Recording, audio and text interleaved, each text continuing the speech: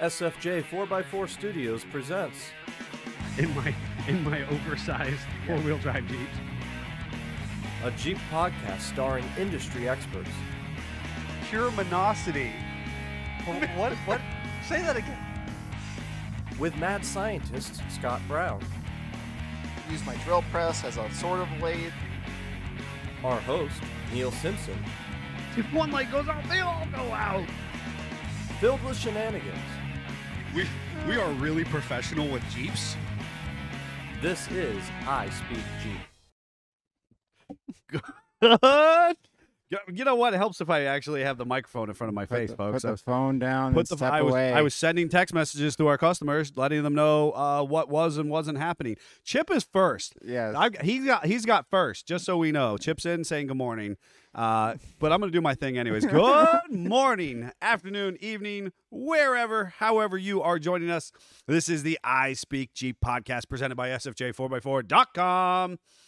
Are you sure? I am. I'm very sure. My name is Neil with Simpson Family Jeeps, and I am joined in studio. We don't have any guests for you today, but we do have great stories to regale you with. And I'm joined in studio with my esteemed colleagues, our fashionable employees. Well, that means he has to go first since he's got the new hoodie. He does have I the do new have hoodie. the new hoodie on. So Can't see it because you're... Jeff Shermani. Scott jumped in on you this time around. I know. I noticed that. You can't. I can't even. You're get to moving the camera. around. I'm trying to get to the camera. So Right now, people if can you're see the new listening to hoodie. us in a podcast and you don't There. give a flying fig about the Looking. visual, I'm sorry that this has started off so poorly. Just I thought this Jeff's started just- off great compared to our Jeff's normal. just wiggling around on the grandma's couch. Just so you know, he looks like a fish out of water. So, So I was trying to show off the new spooky season hoodies, which are available on SFJ4x4.com. that's a really surprisingly. I mean, it shouldn't be a surprise, but Yeah. incredibly popular limited edition hoodie that we're doing for folks right Who now. would have thought Jeep people would like bright colors? I'm just gonna Right? I'm gonna give the shout out to Davey because he's very proud of the fact that he designed this one, and he said it's wildly successfully popular because of the fact that Neil didn't have input. Oh, boy. Wow. So Shots he fired. goes, I know design. Wow. So the Savage, there you are. There's your shout out for the day. Well, where's the pumpkin at? Where's the pumpkin, I Savage? really It's the wanted a pumpkin. giant orange hoodie. So those of you who are listening at home, all three of you in your ear holes while you're driving truck or working on the factory line, and we appreciate you being part of our Jeep family. What you can't see is this bright orange, a pumpkin orange hoodie, which you would think would have a pumpkin on it somewhere. But Yes. no, alas, Savage, knows It's design. not part of the creativity. Yeah, it's not part of the creative flow, I guess. So, No gourd for you. yeah. Yeah.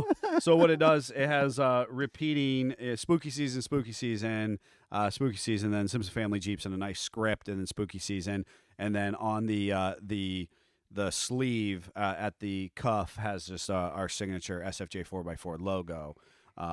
Which Jeffrey is poorly showing to the camera. Poorly. So I'm not as good at the Vanna White stuff as the Mad Scientist. right. I over was gonna there. say his Vanna White needs some work, but So now we need him to introduce himself. Are you sure? well, we were talking about the hoodie. I'm just Did saying you actually limited introduce edition. yourself? We're I making did. one set of hoodie, folks. You're going to get it this year, or you're not going to get it, right? Yeah. So this isn't one that we're going to leave up on the website. We're going to take it down, and once it's gone forever. So we'll have to do another design. Thanksgiving hoodie. So Oh, my real gracious. quick before Scott introduces himself, since he doesn't want to, we've got Amy saying good morning, guys. Darla morning. saying good morning, and Brad saying happy Monday, fellas. Absolutely. Good morning and happy Monday to everybody. So So I'm mad scientist Scott Brown, and today I'm a body bolt installation guy. yes, which I think it's important for all of our DIYers at home to recognize that you were unaware there was one washer wrong Yeah. out of Well, 4 that you put in. Yes. And that stuff happens. Yes. Right? And it wasn't until you already had 4 already installed that you were like, This bolt doesn't go in this washer. yeah. Yeah, I'm Yeah. sad. And did you find it's like a bad The game? 2 over the axle are the last 2 I have to you crawl still have back to under. you have The to crawl hardest back on ones to the get. hardest ones you have to get to Yeah. somewhere in this Couldn't have been all the back ones. no, the easy ones to access.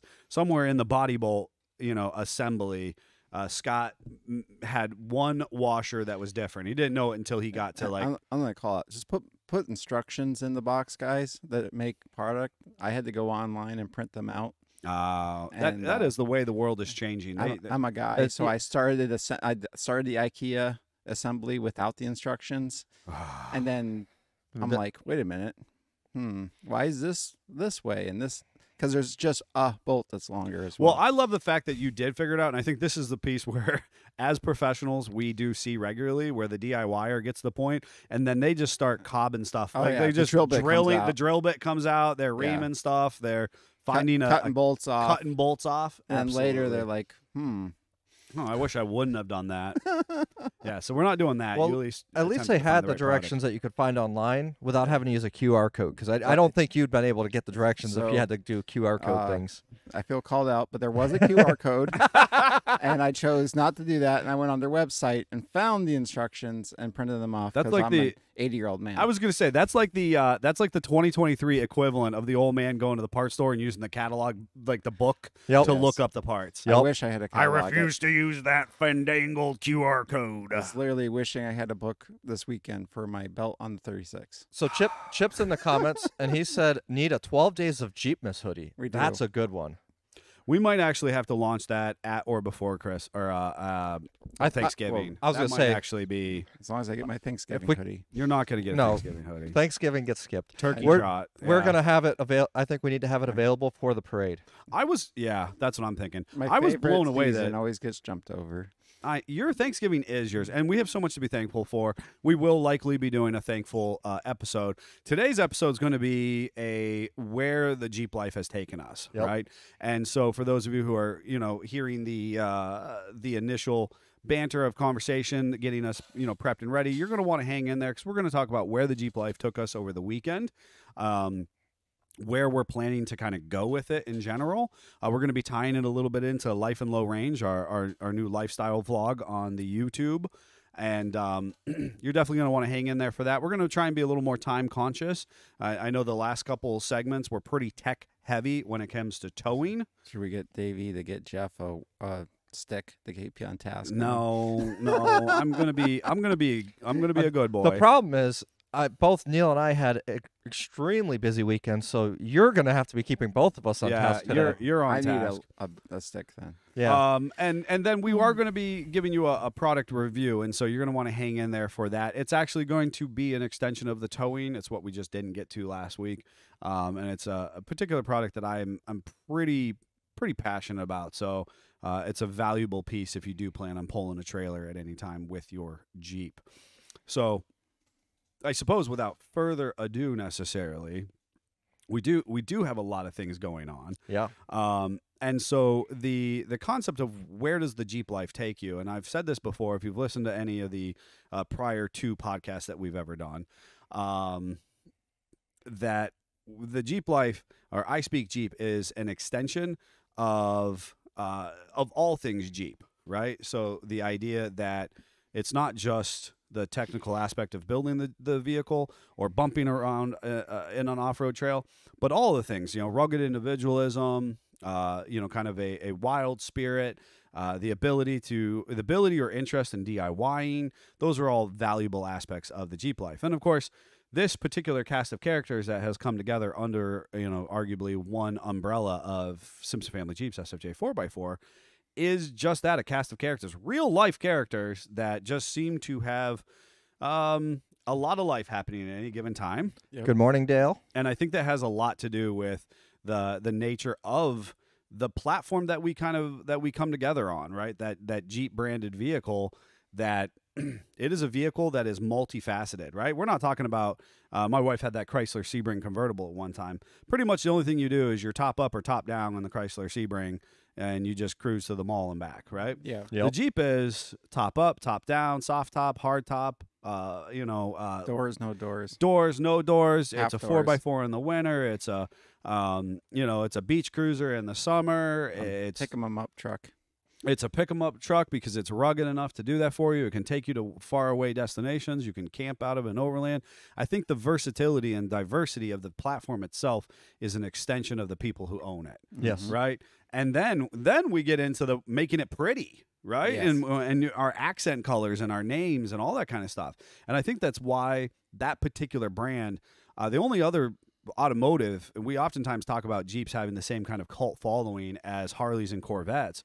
The problem with Corvettes is you're just in pale colored polos, white knee socks, and Yes. too short of shorts. You know, I can 100%. I've gone to the Corvette Museum while they had a Corvette show and can attest that 98% of the people that were there looked just like Neil described. and so I mean, realistically, the only other platform is Harley owners, right? At Yes. least you can decorate a Harley, you can throw lights on it, you can Yes. go to your motorcycle ride, But your club. even then, you go to a Harley event and it's you can see a particular style of Yes. people, the dress and everything. You go to a Jeep event and everybody's dressed different. Everyone's Yeah. unique in their own ways. I love it, right? And so I think that's why both the I Speak Jeep podcast and our YouTube channel, Life in Low Range Lifestyle Vlog, are so incredibly, entertaining and catchy and a value to produce because we really like to,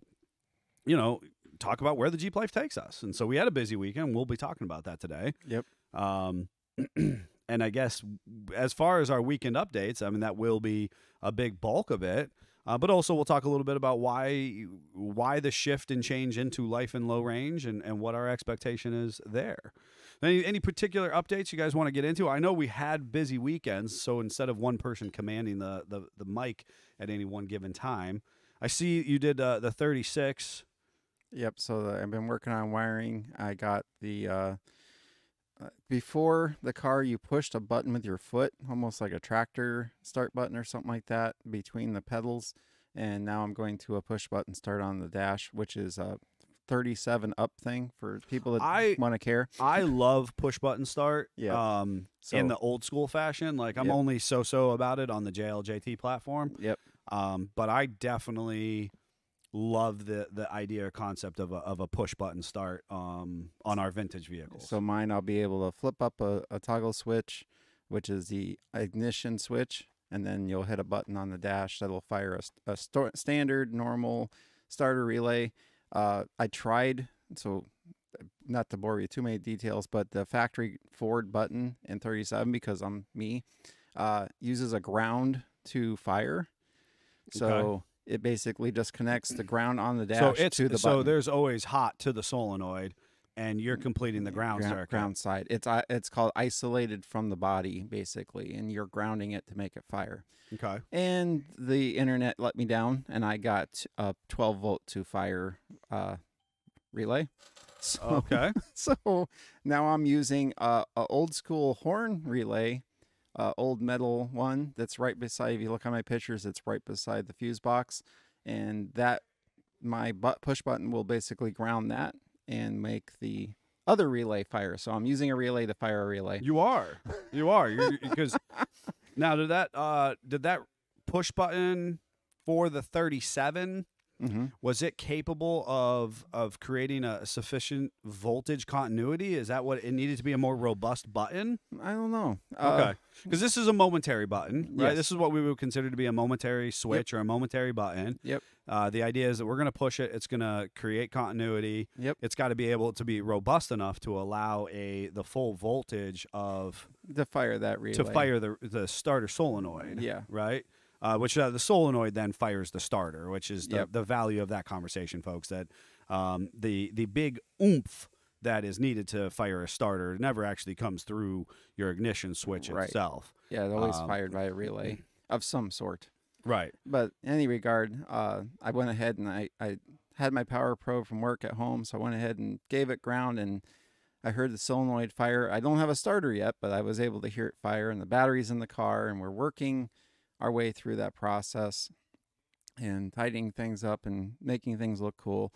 And the other nerd car guy thing I did is a wire that gives it 12 volts outside is actually cloth covered. It's a special wire. That's what I saw. It's I a saw you double doing layer. cloth covering It's on. got a, the what we normally see as insulation inside of a cloth covering, so it's as looks more period It's correct. protected like a new wire, but looks old. Yeah. Because I'm down the rabbit hole really hard at this point. I'm So, nice. yeah. Nice. So that probably that's the devil in the detail type Oh, work. yeah. That, I mean, it's the thing is that you hear it when you say it out into the universe, it doesn't sound. No, that was multiple nights yeah, getting that that's far, and then deciding like I mounted the horn relay, and I don't. Well, now that wiring actually has to go behind that, and that's the little things that make Scott, because I'm like, well, now I have to take the relay back off and run the wire down behind, and oh, now I'm actually going to move the relay over here to a different spot, and that's all the stuff I don't necessarily say in my updates. You have to go in and like analyze the pictures. Like, wait a minute, the horn relay was there, and now it's over here. right. Right. Because I And fought of with course, myself. you're always willing to answer people too. If Oh, they yeah. comment or ask. I'm just not or- going to bore you with those little Yeah, that minutia. that half an hour that the other thing that I really thought what you guys would enjoy is I uncovered 3 mud dauber nests in the roof of the car yesterday.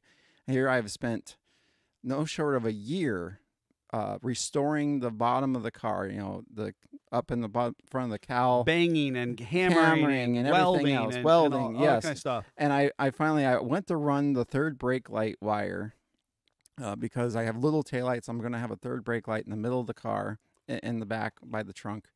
And I'm running it up through and I'm like, wait a minute, what is that? I poke it with the screwdriver. I'm like, that's a mud dauber's nest. And I start finding another one on No. in the front.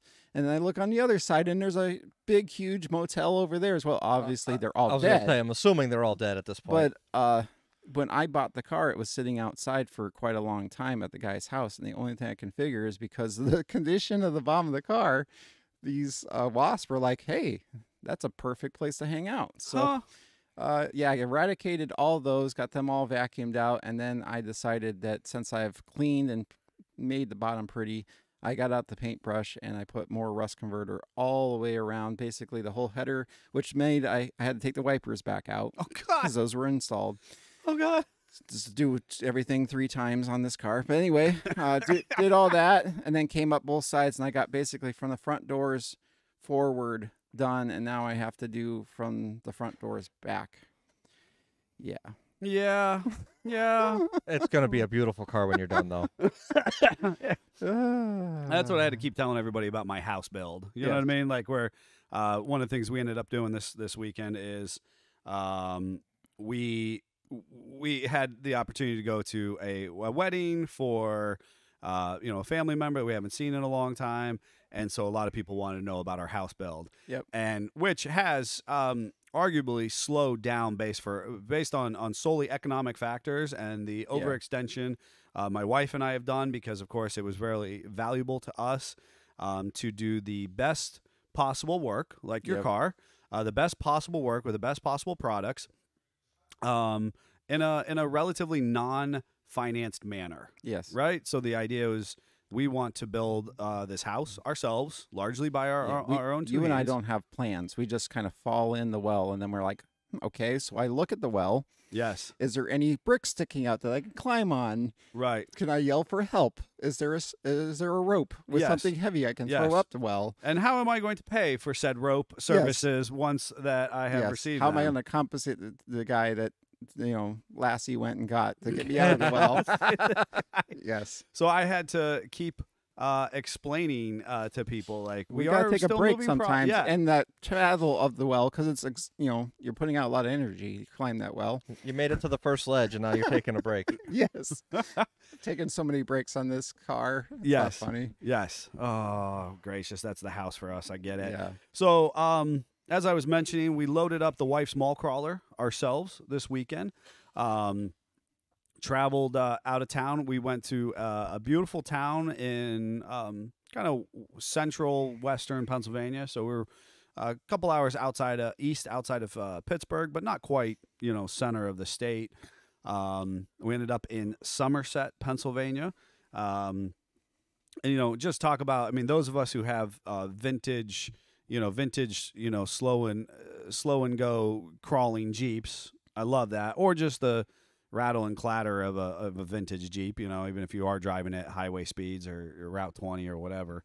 I do love that, but man, is it confidence inspiring to fire up a JL and just run 70, 80 miles per hour on 37s, kind of wherever, however you'd like, knowing that you have this Swiss Army vehicle,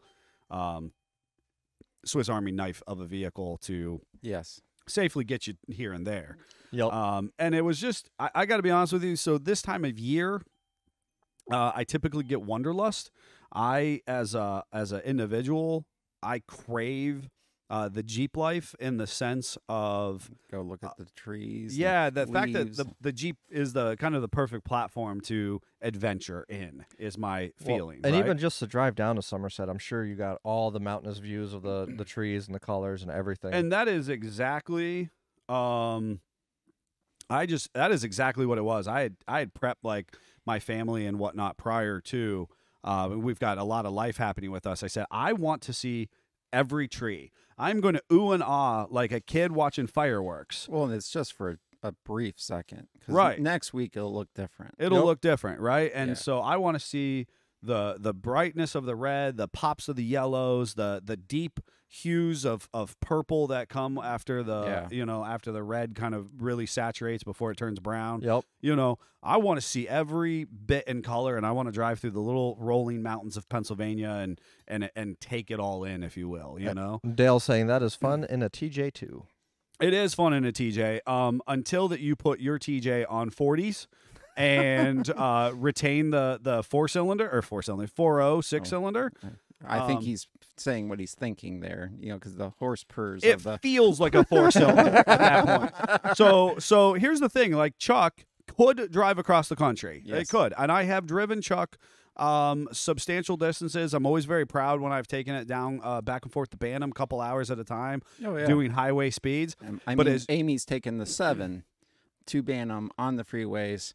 She needed a nap, some warm drink, and a sandwich when she got there because the Jeep beat her up the whole time. It beat you up the whole time, right? Yes. And the big thing is I'm flogging on Chuck to maintain highway speeds because those 40s and 513s just aren't doing the mechanical advantage. I remember when Chuck was stock, air quotes stock, on my 32s with the 373s, and I'd be on 90. And my dad used to tell this fun story about he had a Volkswagen Beetle, and he was working in Menor, and he didn't know that I-90 is uphill to Menor until he bought that bug. Because going to work, he was on the floor, caning the car the whole way there. Yes. On the way home, he was doing 70 downhill. The car got sweet mileage on the way home. Yes, on the way home. Gobbled all the gas going there. And I remember being in Chuck going, why am I slowing down? Because the overdrive had kicked in, and it was out of the power band, and then the Jeep literally went, ooh. Yeah. So while Dale has a beautifully built TJ, which is with a stick, and helps. It has a manual, it's appropriately built for like an average, like an above average human being who wants to use their Jeep. That makes sense. Dale's is perfect. Yes. I, however, am compensating and obviously not making good decisions in life. So I've got 40s tons, 513s on a 6-cylinder. Yeah. And it's mint so long as you're doing, just kind of an in-town 48 or and below. Well, I mean, I'll be honest. It handles well. It handles spectacularly. It's just the hearse purs. It's the hearse purs. I'm turning 3,000 RPMs. I'm running in solidly in second to third gear. I remember on the highway. When I had the XJ, I would try to drive it up to Eastlake, and the same thing would happen. And the JK, the extra 100 horsepower that V6 has is just amazing. Unbelievable. Get out on the freeway, put it at 70, set the cruise, and almost fall asleep. Well, and again, that JL has 8 speeds, right? So it's even better. That gear, that transmission is just doing magic between 5th and 8th gear regularly for you. Yep. Whereas our automatic TJs, that 42 RLE, it's got three speeds and an overdrive. Yeah. And if you can't find the right power band in that area, you're just SOL and you're caning the Jeep wherever you go. Because believe me, I would prefer to take Chuck it handles so well. The big Oh, yeah. gnarly tires. It's impressive looking. It's impressive looking, and it's just I just like fun. it. It's just fun. The Tony's saying he took the CJ7 Ocean City one year. Glad he did it, but next time it'll be on a trailer. And it's exactly it. You got to do it at least once. Enjoy that Yeah. big time travel story. Well, but and those Jeeps, 100%. that's why you have to have more than one Jeep. Obviously, that's the secret to this. So you can This use is the it. secret to this. You can use it with your special someone. But anyway, you need one that you just have the doors and the top off, and you go slow, and you look at the, go through the covered. Wait. bridges. Back up a minute. You just said the doors and the top off. That's Yeah, my who wife. are you? My wife. Oh, okay. I was okay. like, heck, that ain't your Jeep. I can tell you that. And then you have mine that you just drive. It was a it. minivan. It's a minivan. It's a well-built minivan. Yeah. Yeah. Well, and that's A well-built minivan that is for sale. It is for sale. and we'll talk about that a little bit as the life and low range and where the Jeep life takes us and what you have in the works or you'd like to have in the works. Yeah, working on it. And so I can just say with my wife's Jeep and the kind of the confidence-inspiring travel that we had with it, and I would have preferred to have been in Chuck. Yeah. Because I have taken those trips, to Dale's credit or Tony's credit. I've done, a four-banger YJ down to automatic down to the, You kind of get no worse. kind of the ocean front of Georgia, South Carolina area. I've ran automatic LJs down to Outer Banks. Obviously, we've taken Jeeps all over the country, east to Yeah. west from Yes. there. And there's just something to be said about kind of the ability to travel at the speed and comfort that we have become accustomed to Yes. in the 20th century or 21st century, actually, is what it comes. It's the 21st century. yes. We talked about it, I think, recently. I don't think it was on the podcast, but maybe it was. The fact that, when we were young, the speed limit was 55. Yes. Yep. Speed limit's 70 miles per hour right And now. now people do 90. And now people are doing 90. Yeah. And it's just a little bit different of a expectation of travel Yeah. in that process. So we did this big, for me, it was a fall foliage drive to kind of a kind of a beautiful remote space.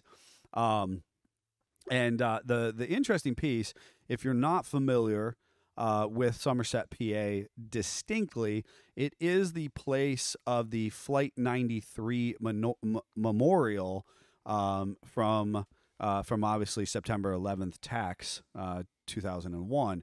And this was we ended up adding this to our schedule, and I'm so glad we did. My wife indulged me. We went over, we checked it out.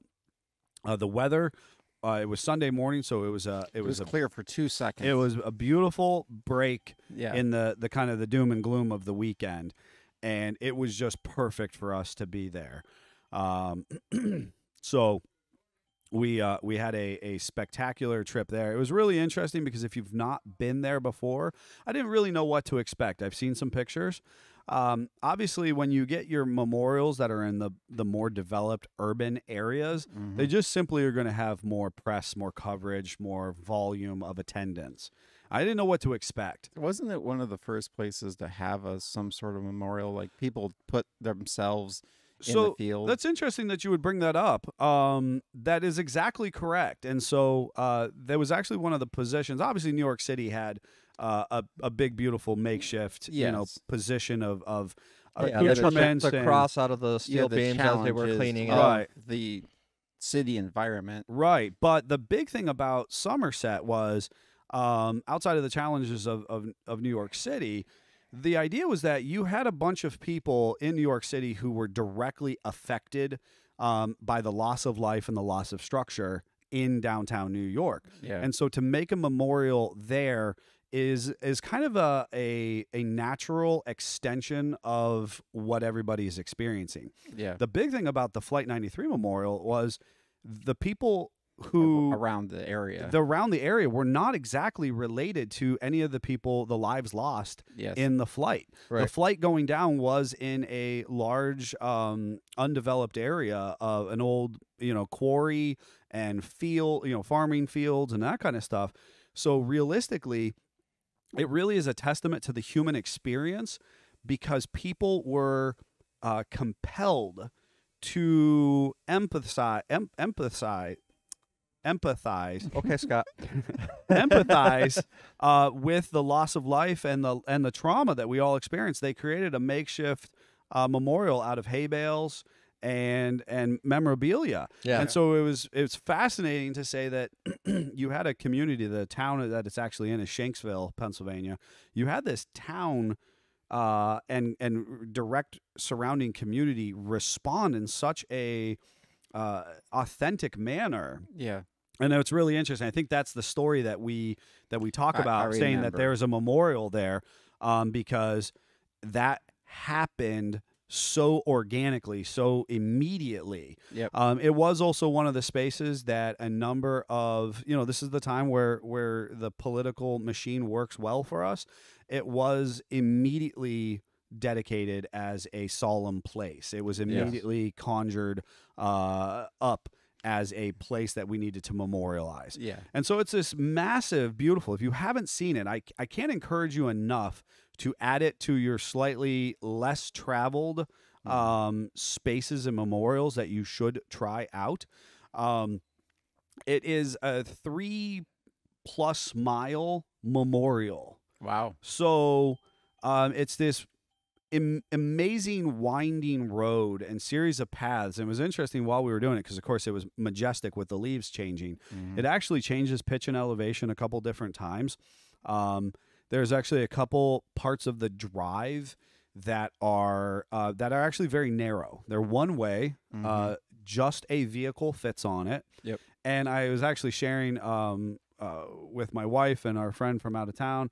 I said, this is what people like about off-roading. Yes. Is the ability to drive through this change of pitch and elevation, the scenery, the kind of the road banks a little bit. Yep.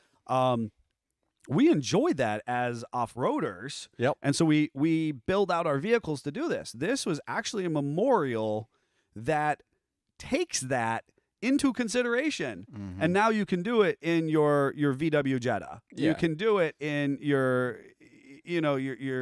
Chevy Trailblazer or whatever. Yeah. And it's really fascinating to experience that, because it's really meant to ingrain you in this space, and it's actually meant to be a series of different activities that you can participate in, from the Tower of Voices, which is this installation art piece with sound and wind passing through these chimes, to this majestic drive and overlooks, eventually, bringing you back to an interpretive education I want to go center. back to the Tower of Voices for a second, because I really want to experience that.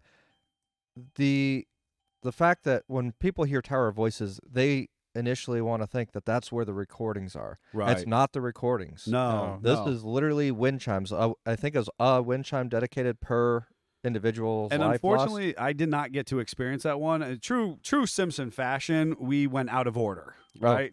You lost. get excited. Perfect sense. Makes perfect sense, You- right? You go past it, you get excited, and you're gonna have to fill. Oh in the yeah, I gaps. totally was adventuring under my own accord. Yes. Let's just If there's call a a rule, spade a spade. the If old there's a spade- rule, I I'm will gonna bend bend it. it. I will Absolutely. 100% bend it. So here's the thing, and this is the reality of the situation, is that the way it is set up, it is meant for you to flow through the memorial. I was talking to my wife. Realistically, it is a memorial, in my opinion, that is meant for you to spend all day there, to be in a place of solemn and reverence. It is important to note, and I just feel like this is a little bit of a vulnerable state, but the remains of the individuals, the lives lost in that crash, still are quote unquote present. Obviously, because of the immense speed and destruction that happened, Yeah. they were never able to recover anything sufficiently. So they kind of just plowed things back together, recovered equipment, but the Yeah. loss of life, the essence It and is the a remains are still Burial there. place. It is a burial place. So you pull into the memorial. You're supposed to do the Tower of Voices. You then follow this path back. There is these different scenic vistas or overlooks that you can participate in. There is this trail or path that you're meant to kind of drive this solemn space. You're then meant to go to the interpretive center, where you have your they actually have the restroom facilities and kind of the operational stuff separate from the actual museum and memorial building. They really want that memorial building to be about the people and the events that we all experienced at that time. That was really fascinating. They don't want you going to the bathroom over there. They don't want the hustle and bustle over there. Right. they don't want any, as any of the other memorials, you're not supposed to be doing photography. You're not supposed to do recordings, so we attempt to be as respectful as possible about that. From there, you're intended to flow through that space as well, to two different viewing areas that are present with that. Then you're supposed to get back in your vehicle and yet travel to the actual crash site itself. So it is a memorial, It's an experience that is meant to be an experience. That's amazing. It is meant to be to take a negative experience that we all had as a country and to create a solemn but positive remembrance experience for the visitor. That was what I thought was so cool, was not just the memorial itself, because we can all think about going to DC or some of our other cities where there are memorials, or even maybe just your local cemetery that has a Tomb of the Unknown Soldier or something to that effect. right. That kind of one and isolated little placard and storyline, and it might be a little thing there. Yeah. This was intended to be a fully experienced memorial. It was super cool. And as a person who lived through it, I can kind of openly share with people.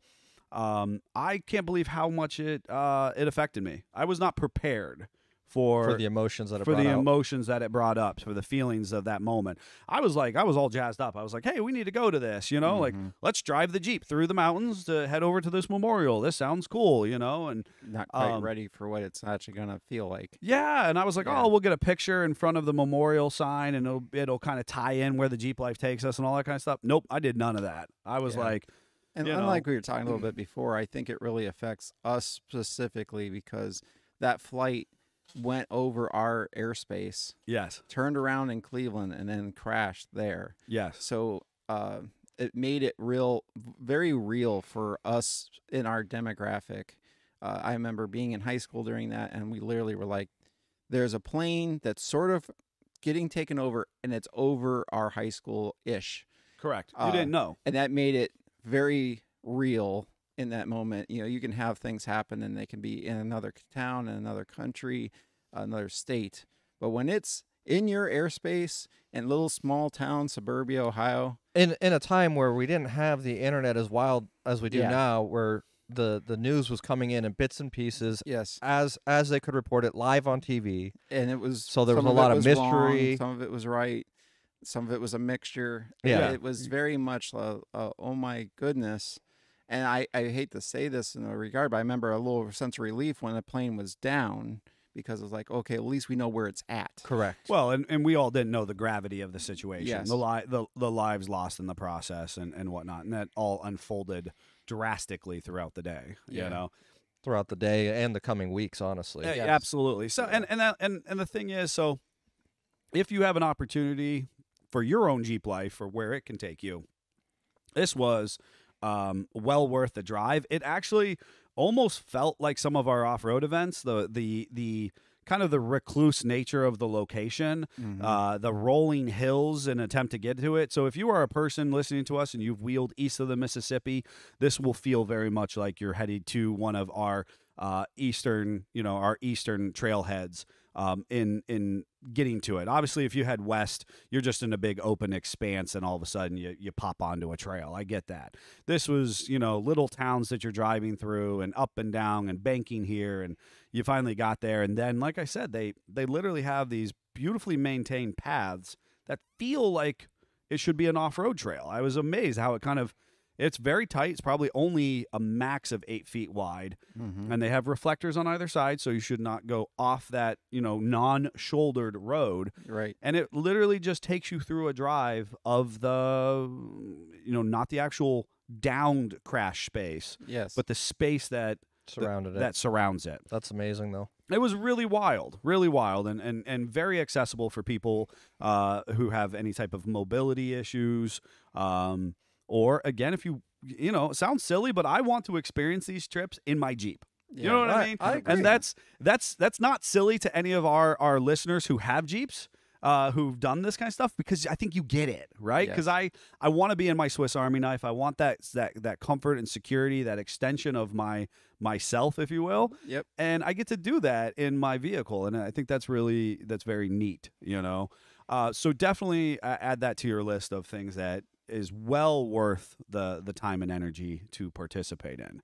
You know, I'll talk a little more about my weekend, but Jeffrey, I know you had some stuff going on. So the weekend started off with a trail fest at Bantam, and I think we're going to circle back to that. I'm just going to bypass that for the time being. Yes, that's a big one. I should have mentioned it at the beginning of the That's the okay. episode. It was a great time, sort of. We'll talk about that. But at the end of it, made a straight drive back from Trail Fest to Erie, because a good friend of mine was having her album release party for her new record. Yes. So I went and attended that. I was fortunate enough to get there just early enough that I was helping with some of the setup, and there wasn't very many people there. It was at Erie Distillery. It's a nice little distillery, right 11th and Peninsula of Erie, PA. Definitely recommend checking it out.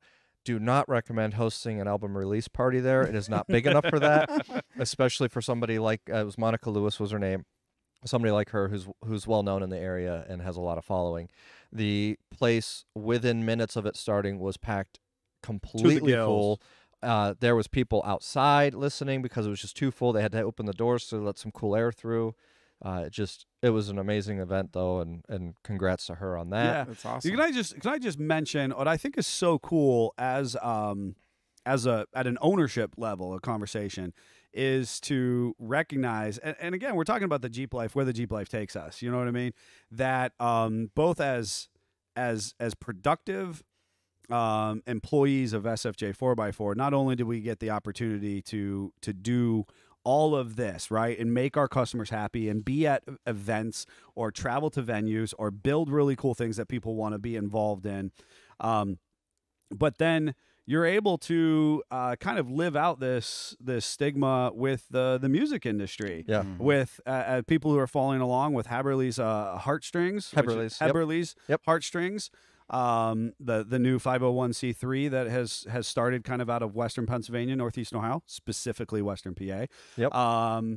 And the music scene, and be influential both in memoriam of Jason, but also influential in the community. So you're working the Jeep show, you know, during the day, and you're able to race back and obviously, you know, give back to an equally important community. And I think that's super cool, you know. And it was a lot of fun, you know, getting to see a lot of the local musicians and touch base and give them updates on where we're at with the Haberle's Heartstrings, and where effective January 1st is when the public library will open, where people can literally just rent or loan instruments for no cost. Yeah. So it's a pretty big deal in the area. It's going to help a lot of musicians get started and help other musicians that have been started expand their experience and their repertoire.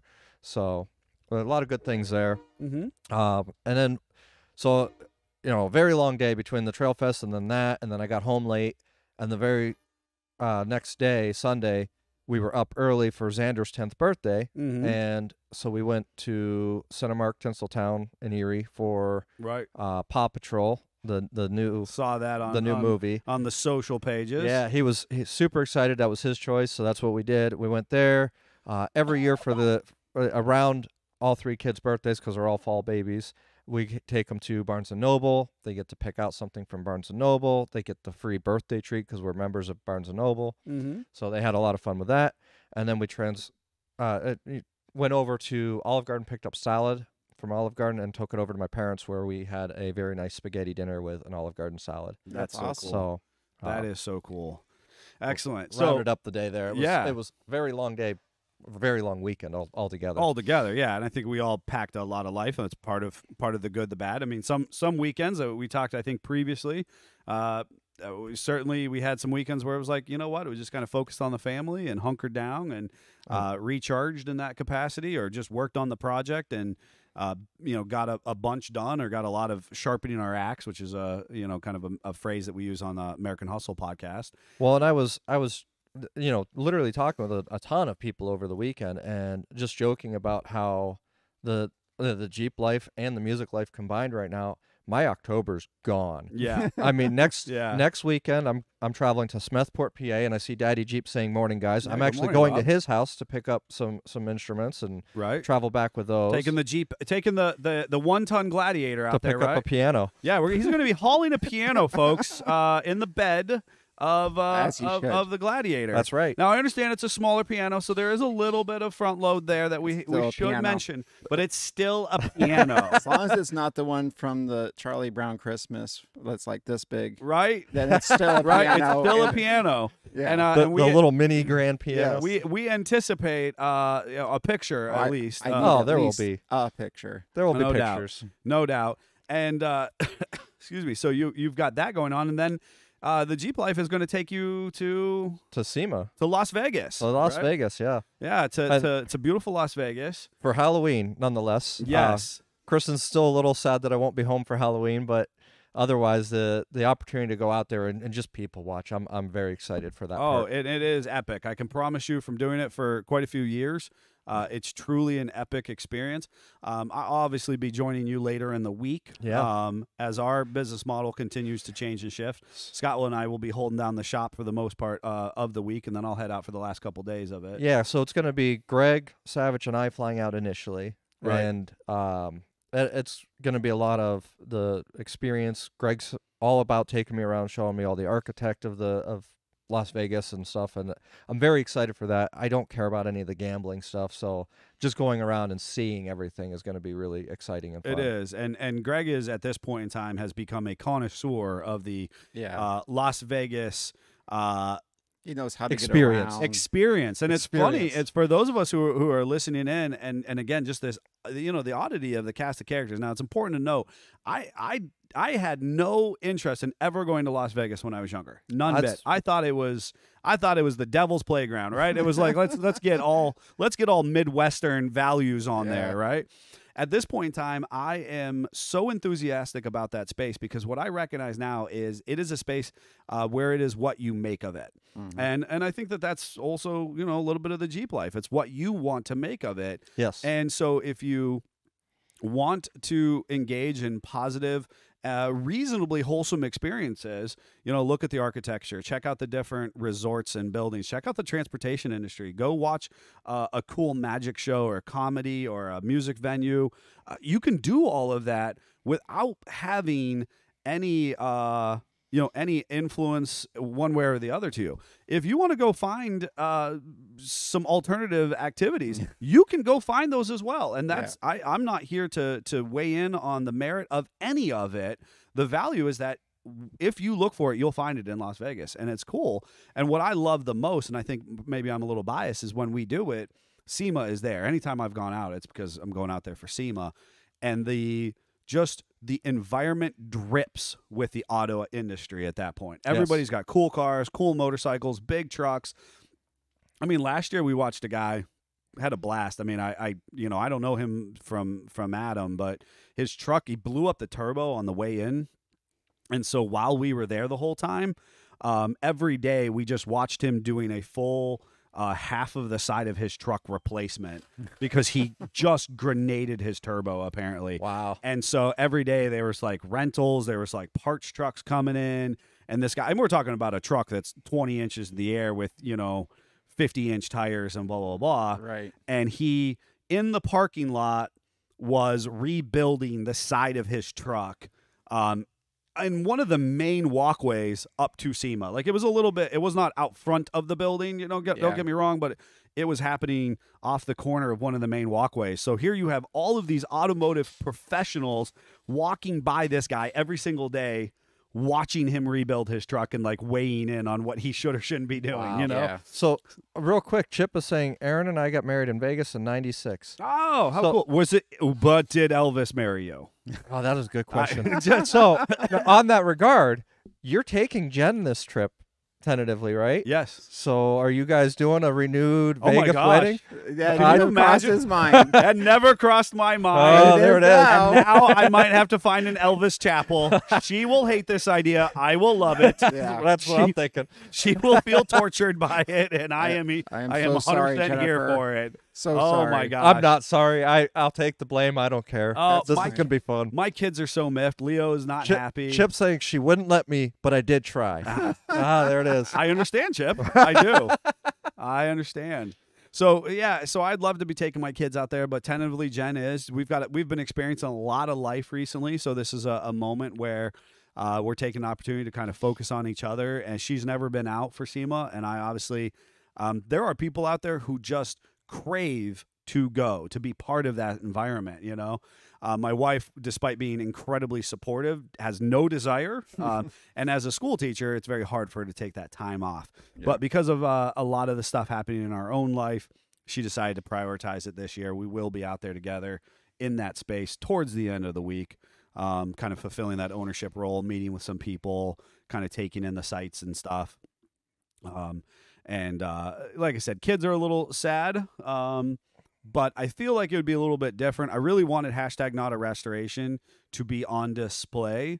But again, with the nature of the growth-oriented projection that SFJ always is in, our limited staffing, as Jeffrey has moved over into more of an administrative role, us kind of actively seeking another technician, all of the workflow that we're doing, just we can't do it all. You know what I mean? So Ryan's Jeep will stay home this year. Also, I'm going to call a spade, folks.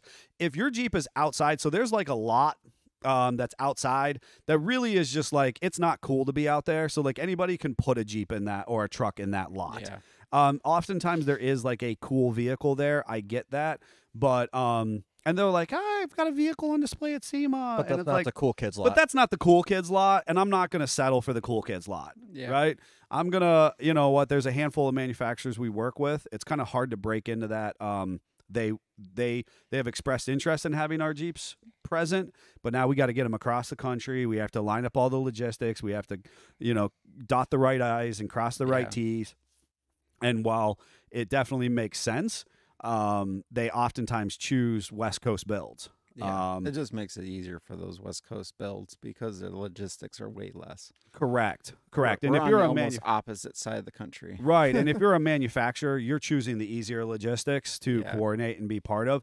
Or there's a lot of relationships that once you become a person who's helping with in building display vehicles, they keep choosing you to do that. Yeah. Right. Whereas we've been a big consumer focused business, right? So a lot of the businesses that build the indoor vehicles don't do the number of consumer builds that we do. So they'll do, like, maybe they're a body shop and then they'll do, you know, a SEMA build, or they do, you know, that's kind of an art build for them. right? Whereas we really are focused more on these functional driver, consumer friendly builds that really are very highly functional. There's a number of them. God, that one of the vendors who has expressed interest in us in the past, they brought a Jeep in. It doesn't run. It leaked like a sieve because it was a vintage Jeep. So if you go up to their booth, here you are at SEMA. You just spent, you know, $15,000 on a booth, and one of your vintage vehicles had five drip pans underneath of it, because, you know, the venue doesn't want oil dripping on their carpet, you know, of the $15,000 booth. Crazy different dynamics when it comes to choosing, you know, the vehicles that go inside. But it was only a couple hours away. It was a relationship they had for years, blah, blah, blah, blah, blah. It was just, it's kind of silly how things do and don't play out. But again, a continuation of, you know, how the Jeep life has taken us as an extension, not just through, you know, weekend jaunts, but, you know, obviously through different tiers of professionalism. With that said, if you're following along on YouTube, you will notice that what was formerly what we called Tech Tuesday. So if you talk about just kind of an organic creation based on our viewership and people's, you know, our listeners and viewers' feedback, Tech Tuesday has organically morphed into this lifestyle vlog called Life in Low Range. You're going to start to see some media come out, or some further marketing that kind of talks about that, some hoodies, some, you know, clothes. And the concept is where the Jeep life takes us, right? And so Life in Low Range is the name itself, I think, is so unique to Jeeps because realistically, talk about low range. That's really, it takes you in the Toyota industry, Toyotas and Jeeps. Mm-hmm. And I don't really know, and tractors, I don't really know if there's a lot of other things where low range is a concept that immediately comes to mind. You know, like your old school square bodies kind of had a low range. Yeah. But even still, like our newer trucks that, you know. Our Balmy 2 the one. Or, 2.0 the one. Yeah, they're balmy 2 and 1. Yeah, and Chip isn't here saying Life in Low Range is phenomenal. He's really liking the new content. yeah, and a lot of people, I appreciate that, Chip. A lot of people seem to appreciate the formatting and the content, a little exposure into what makes us uniquely us, that SFJ 4x4 difference. Mm-hmm. You know, a little bit of behind the scenes, a little more natural, right? Exposure to just, hey, here's the Jeep we're working on, and here's the Jeep we're working on, that kind of stuff. But it really kind of brings out the dynamic of the cast of characters that we, you know, that we have here. But I like the low range idea because as an individual, for a lot of different reasons, I was born on the tortoise and the hare story. My parents raised me hard on that, so that the tortoise ends up winning the race because they just kind of keep going in low range. They keep going low and slow throughout the storyline. And the idea that low range is, again, critically important to how we use our Jeeps or what made our Jeep successful in the first place. You know? So with that said, your experience this weekend at Trail Fest, Jeffrey, obviously Savage was out there getting some content. Well, late. He got there late. I'm going to throw him under the bus. Throw him under the bus. Why was he late? Because my text messaging asking where he wanted to meet up was waking him up. Savage on air. We're getting his dirty business out right now. I literally was like, I'm just gonna wait at Truck World for you, and he's like, well, I'm gonna be at least another 15 minutes. You might as well just head down. So I got there, I got set up, and then he showed up. Oh, he waited for you to set up. I really think he was sitting over the hill watching until I was fully he set had up. a Jeep he could do 70 plus in to get down there on time. Right? Yeah, and he still didn't. He still did it. He drove like Scott the whole way. Well, I had somebody texting. Ouch.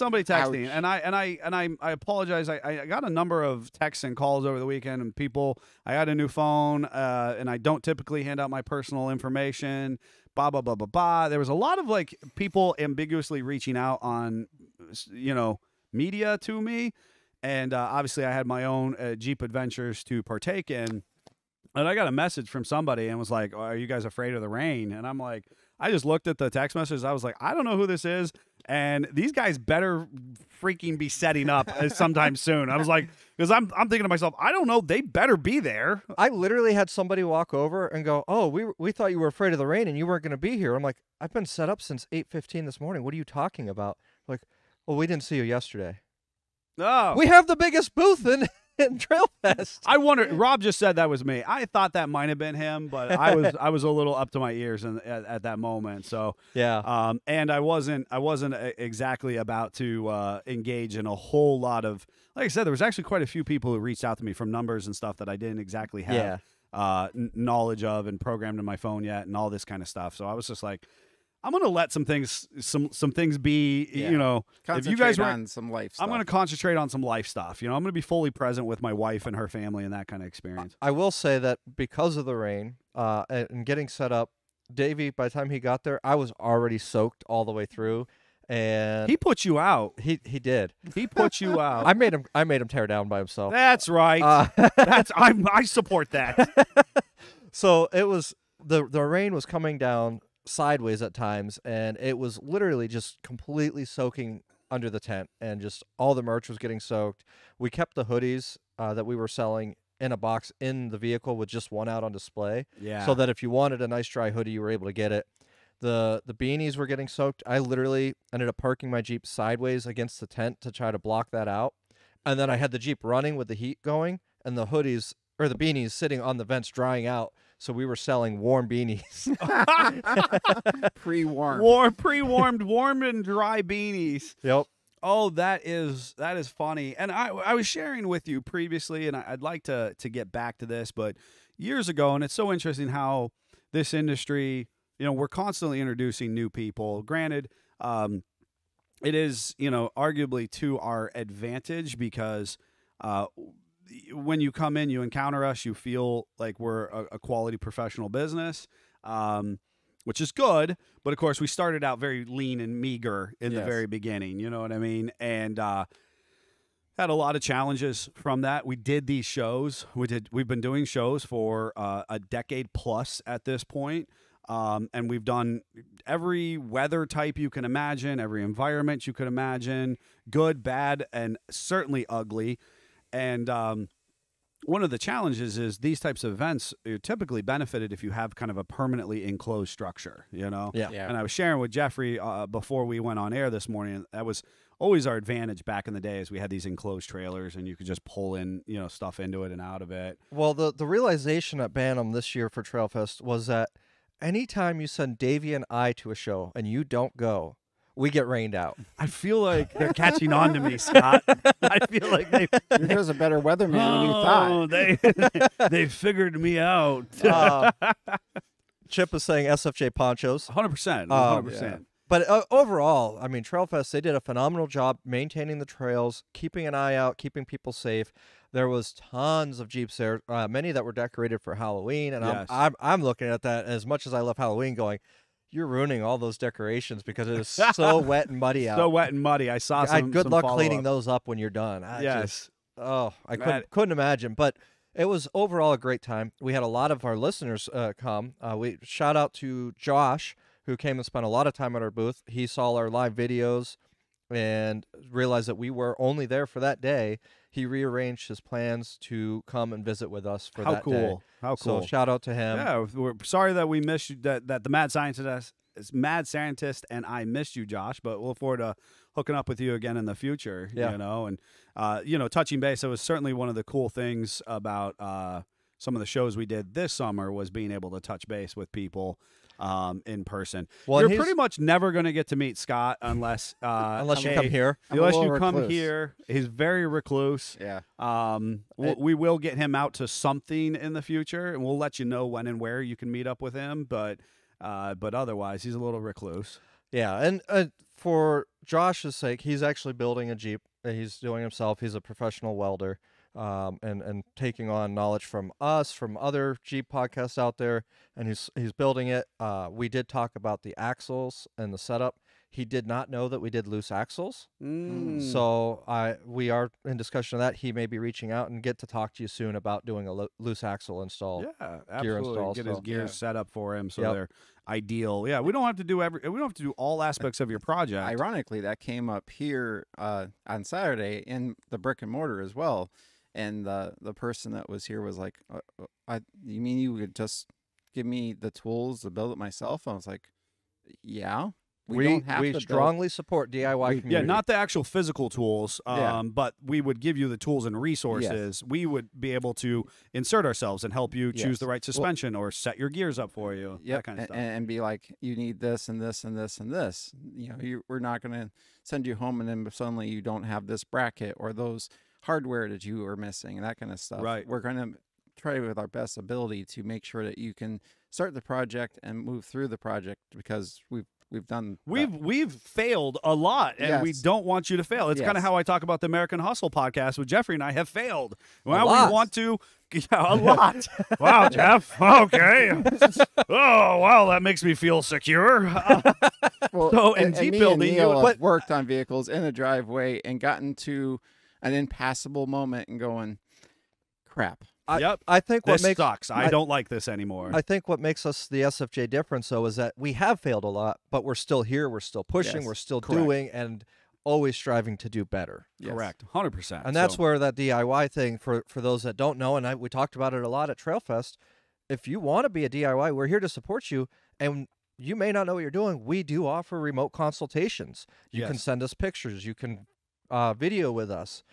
Yes, we charge a fee for that, but we are going to be there to support you. We literally even had another shop call over the weekend saying, hey, we're working on a brand new, like brand new JL, and we need to poke a hole somewhere in the firewall. Where do I do this? Yep. And it's, we have in Messenger, we have to get back to today over the weekend. Somebody reached out that is starting a new Jeep shop, and wanted advice and tips and tricks, that kind of stuff. So we got to follow up with them yet. Yeah, there's always something in the works. I do think it's valuable that as much as we're patting ourselves on the back right now, that Chip just mentioned through, that says Jeff does not support DIY door hangers. My wife does. At I some now point have in to build time- them. Thank you, Chip. So at some Thank point you in time, for showing those to my wife and how Jeffrey wonderful those are. obviously, I'm here to support you, Chip, even though told- my doors never come off. I was just say, first of all, that's from a position of inauthentic relationship because your doors never come off. Yes. And Jeffrey obviously told Chip where a bear goes to the bathroom in the woods at some time. That's not exactly what happened. Apparently, you but told him apparently his door hangers perspective of suck. the conversation. You told Chip that his door hangers suck. That's what I am hearing from Chip. So what I hear is that Jeff doesn't get any more cookies. Right. Absolutely. No, but you know what? How rude of you. You know what's really amazing is our customers are so great is that I literally didn't support him on his door hangers, and yet he's still donating to the Heavenly Heartstrings Foundation.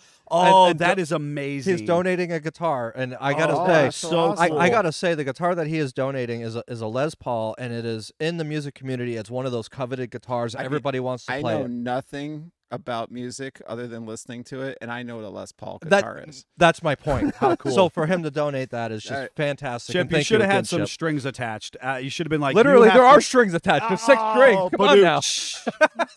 That was terrible, Jeffrey. That was terrible. Davey was asking for dad jokes the other day. Oh, there my you go, Davey. God, that was awful. I'm just glad I didn't do it. I feel less cool sitting next to you right I didn't know now. how many strings the guitar had. Oh my God. Okay, I've got to move on at that point. Got to move on Not from a it. Gibson, though. That's all I right. didn't know there That's was all a right. choice of it. That's an not to be- Epiphone. Okay.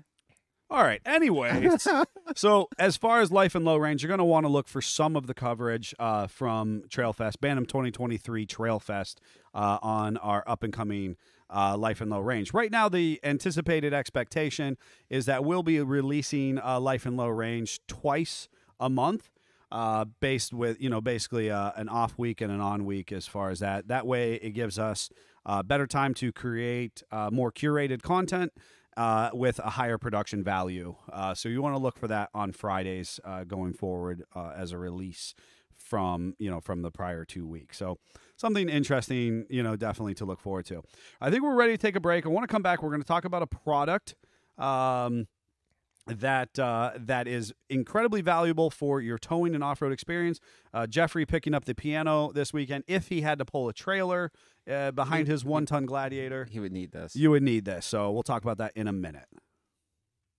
Maybe. Nope. And And now it's time for our product spotlight. Hashtag not sponsored. Spotlight. Hashtag not sponsored. I love when you click things on your computer. At this point in time, 50% of the time, Intimidated. it's either going to work or it's not. Yeah. I watch you click things and it's like, nah, it didn't work. That's Yeah. okay. It doesn't have making to it work feel every time better. as long as I can make it work eventually. That's right, and faster than I can, certainly. So Well, yeah, because if you wouldn't call me out on it, nobody would know that I was making those mistakes. I know that's true. That's true. Whereas when you do it, you're just hitting the same button over and over again. Everybody recognizes it. All right. So the product is a generalization of a brake controller, but we're specifically going to talk about the Prodigy series brake controllers Because that's your favorite. because that is my favorite. Yeah. That is true. And so It's very easy to set up. It's very straightforward. right. So what is a brake controller? Considering you have Well, you both have them installed, don't you? Yes. We talked last week a little bit about surge brakes. Back in the dark ages when you had a master cylinder strapped to the tongue of your trailer, and the fact that your trailer is trying to run you over made the brakes work on the trailer. Nowadays, we have a little component that mounts on your dashboard somewhere, or on mine because I'm cool. It's on my console. Yes. Which ironically doesn't work all the time depending on what controller you get, because Correct. some of them need to be oriented where Because of the inertia. they know what's because of the up and inertia down issues. and that Yep. kind of stuff. But anyway, when you step on the brake pedal, you turn on a switch, which turns on your brake lights. That sends a signal to this component, and it then sends the appropriate voltage to the electronic brakes on the trailer. What I And- think's more important about the appropriate voltage comment is that it senses the amount of pressure you put on your brake pedal, Yes. and it sends that appropriate portion of power to the electronic brakes of the trailer. And you can change that amount. So, say your trailer is empty on the way down, you can roll that back and have less voltage going there so that the trailer isn't trying to drag you to a stop. And then you suddenly decide you're going to put your, 715 on there inappropriately or your deuce and a half. And now you need all the braking. Now you can roll that dial up and have the trailer can literally drag you to a stop. And I got to say, when I first set mine up with that giant camper, Mhm. I went around the block to get it set up, and I skidded the camper. It Yes. locked the brakes up the first time I pressed the pedal, and I barely hit it. And I'm like, "Oh, I okay, honestly think that's a good thing for you to experience so you know what once. it's like. yeah." Yeah. It was a lot of learning to set that appropriate setting And so that it wasn't skidding the trailer and, out. and that doesn't even go on to say, this past weekend with all the rain, well, you need to change your braking proportion because now suddenly it's easier for you to skid the trailer. Yep. And when tires are sliding, they're not doing. They're not gripping. They're They're not gripping. They're not steering. They're not stopping you. Yes. So I've literally been in the middle of towing something and had to adjust it on the fly. And it's nice because you can do that with electronic brakes. Yes. Well, and so specifically the Prodigy P2, which is Tekonsha or Tekenosha. I'm not trying to say Yeah, that I've heard word. it pronounced a couple different ways. Honestly, somebody in the towing trailering industry might know better than us. But I feel like typically speaking, when you go into your local your local auto parts, locator or RV business, and you ask for a Prodigy brake controller, they're going to kind of know exactly what you're looking for. With that said, you can mount it in a couple different variations. It is a brake controller that I've been using, honestly, for over a decade at this point. The Prodigy series, they actually do have a P3 out there, but the P2 has kind of stood the test of time as the ideal. Some of the stuff available on the third gen arguably is not necessary or is deemed not, it was almost a little too frilly for people if you were going to get very, very specific. But most people with kind of their daily driving, the P2 or daily towing, the P2 works well. It actually will control between 1 and 4 different axles. It does have the boost assist button, so if you know that you need to lock those brakes up now, you can immediately respond that. You do have the sensitivity dial to help proportion based on the input. Because it's important if you're listening to us to understand, and this is just the coolest thing about electricity. Electricity is either on or off, right? That's how electricity works. That's why I love electric vehicles so much, because when people talk about instant torque gratification, it's on or off. The magic is actually in the proportioning, the control of that electric in the process. Yep. Right? And so the Prodigy excels at that. It excels at user interface, making it easy for you to just get in and drive your tow and your towed safely and in a secure manner. And I think that's what's very specific about that product. Well, that, and there are products out there that require you to have the vehicle flash to recognize it and things like that. This is just, it plugs in and you're good to go. You just set it up and you're when you're cool like Jeff and have a tow-equipped Jet Gladiator where I had to wire mine. Well, yeah, I literally I literally reached under the dash, pulled the plug out, snapped it in, and it was done. Yeah. Well, and with that said, in the last couple minutes, we had said we would circle back to that. What are you, and it is an extension, I mean, unless there's anything else you guys want to share about the Prodigy. It's a great product. And you should have one. And you should have one if you're planning to and tow. I will soon, hopefully. I will say that with all the towing I've done throughout the years, all over the country, and with or without a controller, it makes a huge difference having night it. and day. It's night and day. I've done both. I've over-towed stuff without a controller, probably illegally. Wow, this is just no implication here. You're not Anything supposed to is there. admit to it, Jeff. Right. I said probably. There's no actual proof one way or the other. That's right. But the Probable cause. there was enough to question whether or not I should have had controller in To times. me, it's and the equivalent of taking a two-wheel drive truck out in the field, and you go, I could probably make it, but then But having you that shouldn't. security of throwing it in 4-wheel drive, Yes. and somebody's going to be like, well, you could have made it without it. But the security is there. That The is what a security brake and the controller safety. is. Yes. Is when your trailer is equipped with it and you have that option, it is such a big confidence booster. 100%. Just the way the vehicle handles, it's 4-wheel drive or 2-wheel drive. It Yep, really is. Yep. By comparison, I get it. So with that said, and before we leave our audience, Well, for and the day Charles and the real week- fast chimed in and said, tires are sliding. They're not good. Morning from Central Texas with nice 44 degrees. Good morning, Charles. That's interesting that Texas is the same temperature as us right now. Hopefully that power grid has been improved upon since last time. A I little hope bit. so. Yeah. No doubt that would be a bad winter for Texas. So Scott, leaving our listeners and our viewers with kind of the final life in low range, where the Jeep life takes us. You're doing a big thing in life yourself right now. I have been working all summer about focusing on what's my next 10 years, next 15 years look like in my life. Is this project serve me or not serve me? Am I going to get to it someday or not? And I've let a bunch of stuff go, including motorcycles and some other projects, which Unfortunately, may or may you've not hurt. included. Yeah, I was going to say you've included us in that process largely. Which just a year ago I would have been in denial and said, no, I will get to that someday. And I am just really more of, does You it make can- me happy or not? Yeah, and you've continued to evolve. I mean, your growth-oriented mindset Yeah. has been fantastic over the years as you kind of continue to unpack that. So what I really want to do in my life in the next 10 years is be able to haul the 36 places, because I have made choices that does not allow me to drive it at 70 miles an hour. Hashtag traditional hot rod. Traditional hot rod with flatheads. Real, Right. real And fast 3 back speeds. to the Texas conversation. Charles says he's pure solar. Crazy. Right, He's so intrigued right now.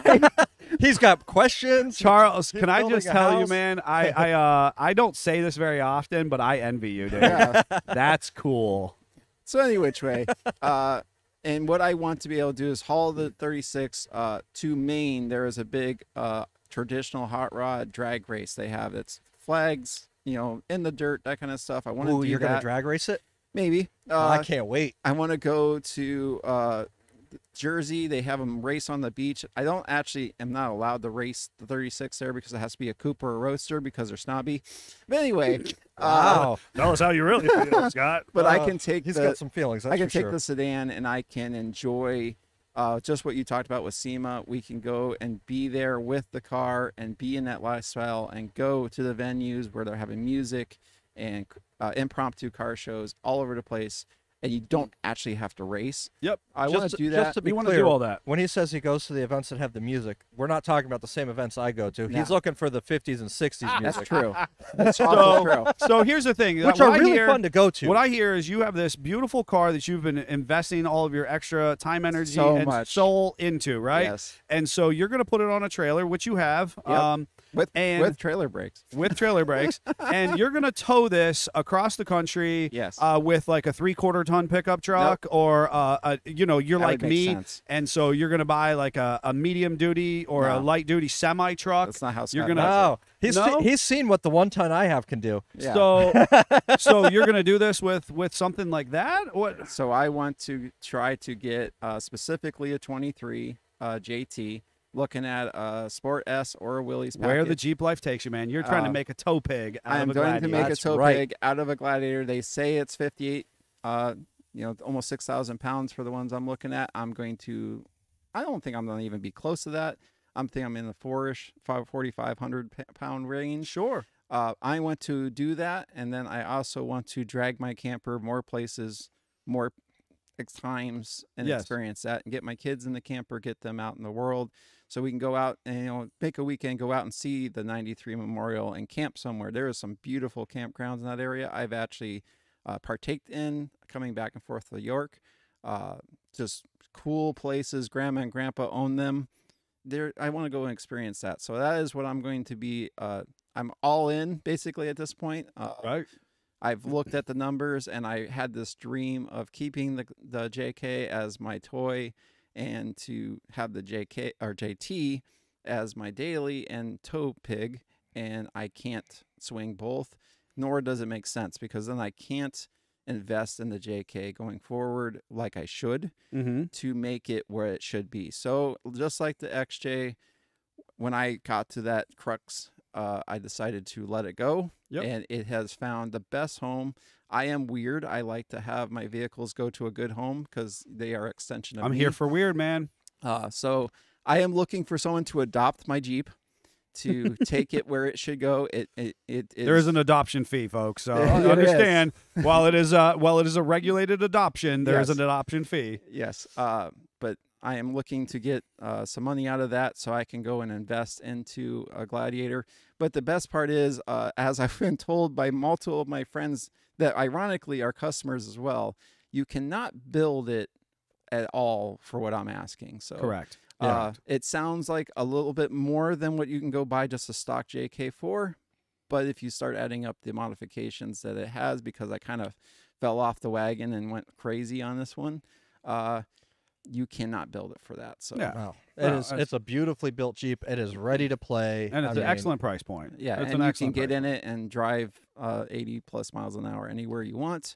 I would drive it to Texas tomorrow. Right. The rubber is relatively new. I mean, we Yeah. bought that just post-COVID because we Yeah. were obsessively trying to find those Yokohamas. Yeah, they have 25,000 to 30,000 miles roughly on them. They have that many on them? Yeah. Wow. They But don't look like They it. don't look it. Yeah, they don't I look it at all. purposely bought those tires because they're a good wearing tire. They're going to have a long life. They're half life or better.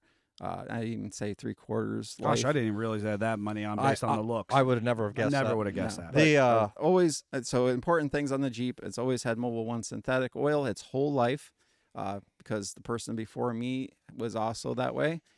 It's always had 5-tire rotations its whole life, people. Yeah. Yeah. It's crazy. When I found this Jeep, it had in the back of the owner's manual every oil change, what type of oil it was, when the tire rotations were done, all that kind of stuff. And I've continued that kind of maintenance.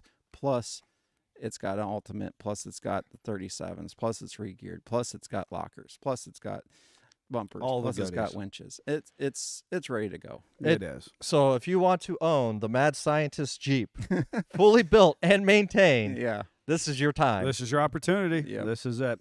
All right, folks, we're going to leave you with that. We've had a big, busy weekend. The Jeep Life took us all over the country, meeting and greeting lots and lots of people, being able to engage in all things that is just that rugged individualism, the brand and the ownership and the community present to us. We hope you had a good time being part of this conversation. We want to hear from you. So if this is whether it's on the YouTube channel later or in the comments, or reach out to us. Where has the Jeep Life taken you? We do want to know. We do like to share about that. We like to hear from our listeners, our followers, our viewers, the whole shooting match. Don't forget to get on Patreon and sign up there so you can get all the exclusive content and bonus content that we release there. Absolutely, folks. It's been a blast. We'll look forward to doing it again with you next week. Jeep on. Jeep on. Jeep on.